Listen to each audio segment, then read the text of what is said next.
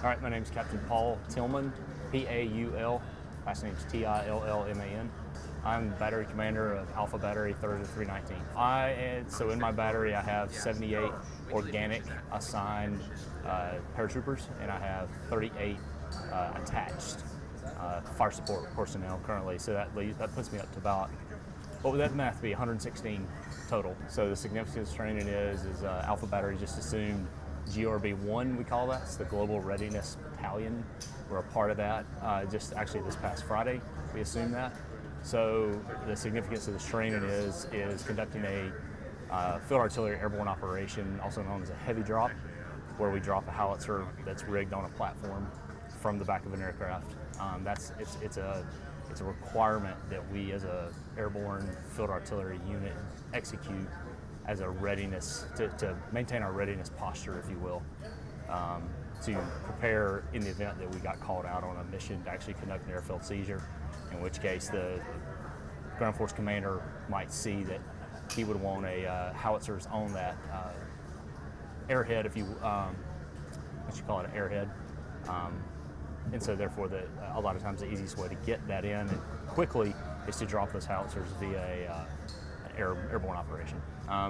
The airborne community or paratroopers is important because of the time it takes to get an airborne unit into a potentially hostile area. We can insert paratroopers through airborne operations a lot quicker than we can other types of military units, because we essentially, the 82nd Airborne Division is trained to be wheels up within an 18 to 96 hour time sequence, depending on what you are, and you could potentially have boots on the ground within that time span, as opposed to taking a lot longer with other types of forces. Absolutely, this is the best way to test all our systems through the stress of an airborne operation.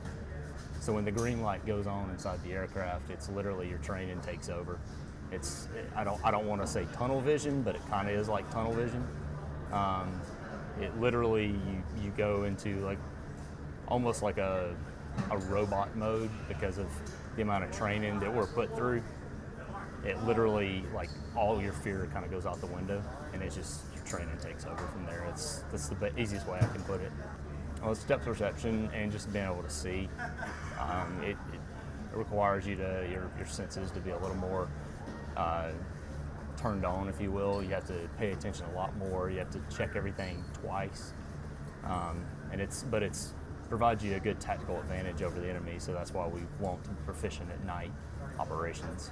The hardest part is the stress that airborne operations puts on paratroopers' body. It's something that we don't take.